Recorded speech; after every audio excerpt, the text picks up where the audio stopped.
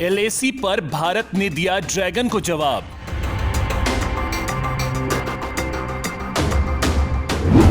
Border पर तैनात किए 15,000 और जवान।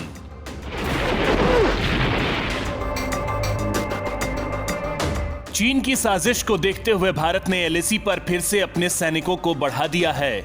भारत ने ईस्टर्न लद्दाख एरिया में अपने 15,000 सैनिकों को नए सिरे से तैनात कर दिया है। जम्मू कश्मीर में आतंक के खिलाफ चल रहे ऑपरेशन को अंजाम दे रहे इन सैनिकों को अब चीनी दुश्मनों के खिलाफ मोर्चा संभालने को लगाया गया है। दरअसल पिछले कुछ दिनों से चीन लगातार एलएसी पर गतिविधियां बढ़ा रहा है। चीन कोई चाल चले इससे पहले ही भारत ने अपने सैनिकों को वहां तैनात कर दिया है। पिछले साल से चल रहे तनाव के बाद सेना के रिजर्व यूनिट एलएसी पर फॉरवर्ड पोजीशन पर तैनात है। लाइन ऑफ एक्चुअल कंट्रोल पर खास बात यह है कि भारतीय सेना के जवान जम्मू कश्मीर में आतंकियों के खिलाफ चलाए जा रहे ऑपरेशन का हिस्सा थे। काउंटर टेररिज्म डिवीजन के इन जवानों को पिछले कुछ महीनों में तैनात किया गया है। ये लेह में तैनात 14 कॉर्प्स की मदद कर रहे हैं। सरकार से जुड़े सूत्रों ने बताया कि इससे पहले कि चीन वहां आक्रामकता दिखाने की कोशिश करे, उससे निपटने के लिए करीब 15,000 सैनिकों की डिवीजन को आतंकवाद विरोधी अभियानों से हटाकर लद्दाख एरिया में ले जाया गया। नई डिवीजन की तैनाती से सेना को उत्तरी सीमाओं पर अपनी स्थिति को और मजबूत बनाने में मदद मिली है। इसके आने से सेना अपनी यूनिट्स को रिजर्व रख सकती है। सुगार सेक्टर में तैनात सेना के रिजर्व यूनिट्स को पहाड़ी इलाकों में जंग के लिए तैयार किया जाता है। इसके लिए हर साल लद्दाख के ठंडे रेगिस्तानी इलाकों में वॉर एक्सरसाइज कराई जाती है।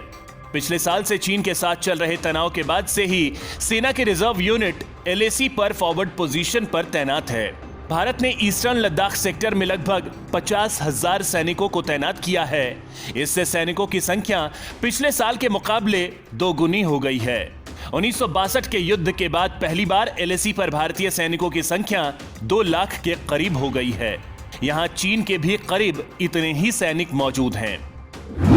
चीनी राष्ट्रपति के दौरे से सतर्क हुआ भारत। चीन के राष्ट्रपति शी जिनपिंग ने बीते दिन अचानक अरुणाचल प्रदेश से सटे तिब्बत का दौरा किया था। वो शुक्रवार को निंगची शहर पहुंचे थे। उनकी यह यात्रा भारत के साथ चल रहे सीमा विवाद के बीच हुई। 2013 में सत्ता संभालने के बाद उनका यह पहला तिब्बत दौरा था। चीनी राष्ट्रपति तिब्बती युवाओं को साधने में जुटे हैं ताकि वो भारत के खिलाफ लड़ने के लिए तैयार हो जाएं, क्योंकि तिब्बत के युवा आज भी चीनी सरकार को अपना दुश्मन और दलाई लामा को अपना लीडर मानते हैं। हालांकि चीन के बढ़ते आक्रामक रवैये के बीच गृह मंत्री अमित शाह 2 दिन के पूर्वोत्तर दौरे पर हैं, जहां इसकी शुरुआत शिलोंग से हुई है। खास बात यह है कि जिनपिंग ने जिन इलाकों का दौरा किया वहां से हवाई रूट के जरिए शिलोंग की दूरी महज 462 किलोमीटर है। शाह पूर्वोत्तर के 8 राज्यों के मुख्यमंत्रियों के साथ एक अहम मीटिंग करेंगे, जिसमें सीमा विवाद जैसे अहम मुद्दों पर चर्चा होगी। पूर्वोत्तर राज्यों के बीच काफी समय से सीमा विवाद चल रहा है। इनमें असम, मेघालय, त्रिपुरा, नागालैंड, मणिपुर, मिजोरम, अरुणाचल प्रदेश और सिक्किम शामिल हैं।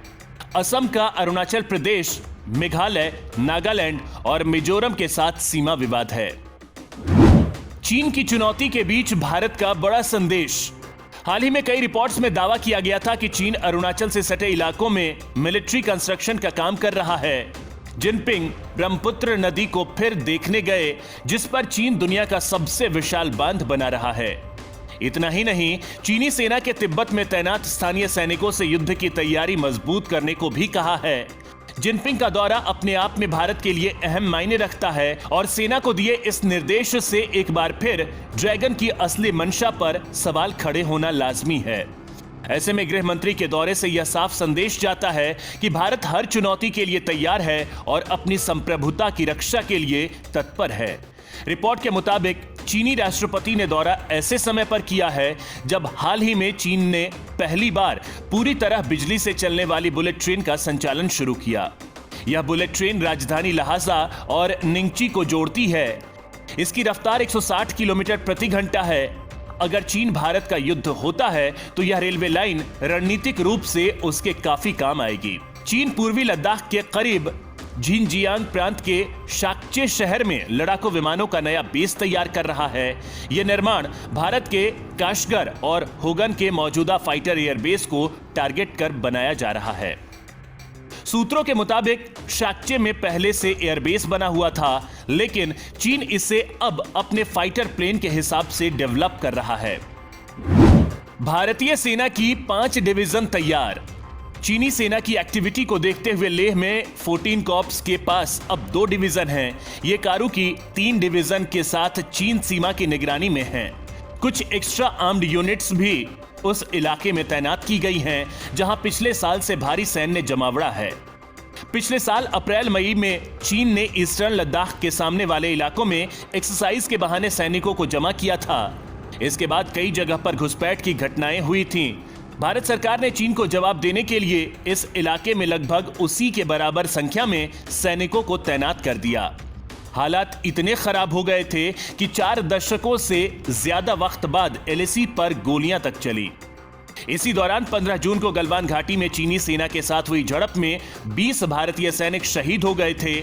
इसके बाद से ही भारतीय सेना एलएसी पर अलर्ट हो गई है और अपनी स्थिति मजबूत कर रही है। हालांकि पैंगोंग झील के दोनों किनारों से सैनिकों की वापसी हुई है, लेकिन तनाव बना हुआ है। Gogra Heights hot spring area में तनाव वाली जगहों से दोनों देश पीछे हटने को तैयार नहीं हैं।